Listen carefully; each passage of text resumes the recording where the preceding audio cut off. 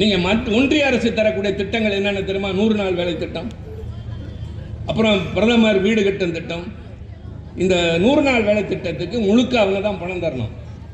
ஆனால் நமக்கு கடந்த 6 மாத காலமாக பணமே தரவில்லை.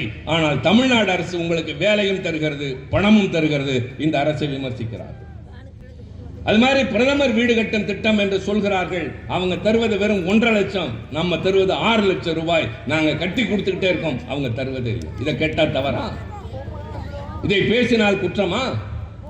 அண்ணாமலை வந்து பேசுவார், என்ன வாயில அவருடைய வார்த்தைகள் என்ன வருகிறது என்றால், ஒரு கட்சியின் தலைவர் இப்படி எல்லாம் பேசலாமா?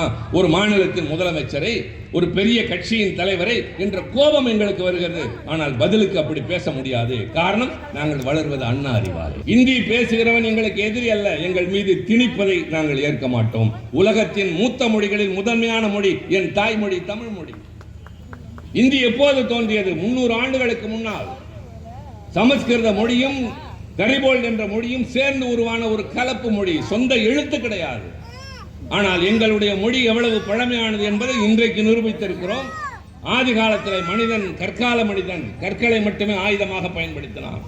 கேட்டால் சொல்கிறார்கள், யார் உங்களை தமிழை வேண்டாம் என்றது? 3வதாக ஒன்றை படிக்க கூடாதா? அதைத்தானே நாங்கள் சொல்கிறோம். 3வதாக இதைத்தான் படிக்க வேண்டும் என்று ஏன் சொல்கிறீர்கள்? நாங்கள் திருப்பி கேட்கிறோம். வட மாநிலத்தில் நீங்கள் யாராவது பார்த்து கேளுங்கள், அவர்கள் யாராவது தமிழ் படிக்கிறார்களா, மலையாளம் படிக்கிறார்களா, தெலுங்கு படிக்கிறார்களா, கன்னடம் படிக்கிறார்களா? சொல்லுங்கள். ஆங்கிலம் கூட படிப்பதில்லை. இன்றைக்கு பெரிய பெரிய சாதனைகளை அகில உலக அளவிலே படைத்துக் கொண்டிருக்கிறவன் அத்தனை பேரும் தமிழன் தான். அவர்கள் படித்தது தமிழும் ஆங்கிலமும் மட்டும்தான். அடுத்துதான் சொன்னேன், none of them know either Hindi or Sanskrit. இவர்கள் யாருக்கும் இந்தியும் தெரியாது, சமஸ்கிருதமும் தெரியாது. சொன்ன உடனே தான் கடைசியாக காமிச்சிட்டார் பாருங்க. தமிழ் படித்தார்கள், ஆங்கிலம் படித்தார்கள், இந்தியும் படிக்கவில்லை, சமஸ்கிருதமும் படிக்கவில்லை. ஆனால் இந்தியாவிற்கு இன்றைக்கு உலக அளவில் பெருமை தேடி தந்திருக்கிறவன் தமிழன் என்றால் நான் எந்த வகையில் பின்தங்கி விட்டேன்? பிரதமர் என்னை பார்த்தபோது ரொம்ப பரவசமாக, நீங்கள் தமிழில் படித்த போது ஏற்பட்ட அந்த உற்சாகம் எனக்கு குஜராத்தியில் படித்த போது இருந்தது என்றார். அதனால் தான் சொல்கிறோம், எல்லா மொழிகளையும் ஆட்சி மொழிகளாக மாற்றுங்கள் என்று. ஏன் இந்த இந்தியையே பிடிக்க வேண்டும் என்று தோளில் தட்டி போய் வாருங்கள் என்று அனுப்பிவிட்டார். அடுத்து அவர் செய்வது, கூட்டத்தொடர் தொடங்குவதற்கு முன்னால் முன்வரிசையில் இருக்கிற தலைவர்களை பார்த்து கொண்டே வருவார். வருகிற போது நமஸ்கார் நமஸ்கார் என்பார். என்னிடம் வருகிற போது சிவா வணக்கம் என்பார். பயம் என்று சொல்ல மாட்டேன், அது ஒரு பண்பு. இவர்களிடம் தமிழில் தான் பேச வேண்டும் என்று அவர் தெரிந்து வைத்திருக்கிறார் அல்லவா. நான் பதிலுக்கு குஜராத்தியில் அவரிடம் நலமா என்று கேட்பேன். அந்த வார்த்தையை கற்று வச்சிருக்கேன். ஆக அவருக்கும் உற்சாகமாகிறது.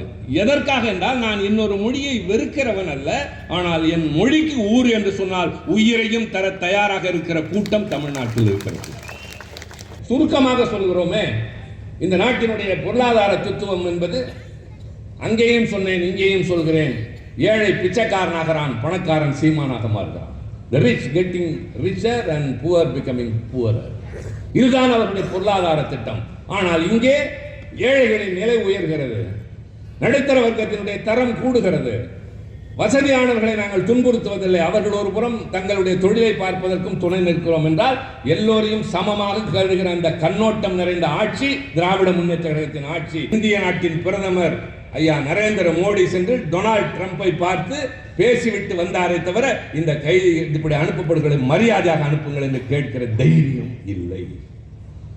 மாறாக டொனால்ட் ட்ரம்ப் சொல்லி அனுப்பிச்சது, nobody can argue with me என்று சொல்லியிருக்கிறார். This is the statement of Donald Trump. Nobody can argue with me. நான் சொன்னால் சொன்னதுதான். நீ அதிகமாக ஏற்றுமதி செய்கிறாய், குறைவாக என்னிடமிருந்து இறக்குமதி செய்கிறாய். இனிமேல் ஏற்றுமதியும் இறக்குமதியும் ஒரே மாதிரி இருந்தால்தான் உனக்கும் எனக்கும் வியாபாரம். இல்லை என்றால் நீங்கள் ஏற்றுமதி செய்கிற பொருளுக்கு நான் 200% வரி விதிப்பேன் சொல்லி திருப்பி அனுப்பியிருக்கிறேன். இதெல்லாம் உங்களுக்கு தெரியாது. வெளிநாட்டுக்கு பேச போனவர் வெற்றிகரமாக பேச்சுவார்த்தையை முடித்து திரும்பவில்லை என்பது ஒரு புறம் இருந்தாலும் கூட, இந்திய நாட்டை சார்ந்தவன் அவமானப்பட்டு திரும்பப்படுவதை ஏன் கௌரவத்தோடு அழைக்க வேண்டும் என்று நம் நாட்டு பிரதமர் கேட்கவில்லை. நாம் கேட்க மாட்டோமா? கேட்டால் உடனே அவர்கள் பதில் சொல்ல தயாராக இல்லை, வேறு எதையாவது பேசுகிறார்கள். செய்திகளை உடனுக்குடனும் துல்லியமாகவும் தெரிந்து கொள்ள சப்ஸ்கிரைப் பண்ணுங்க.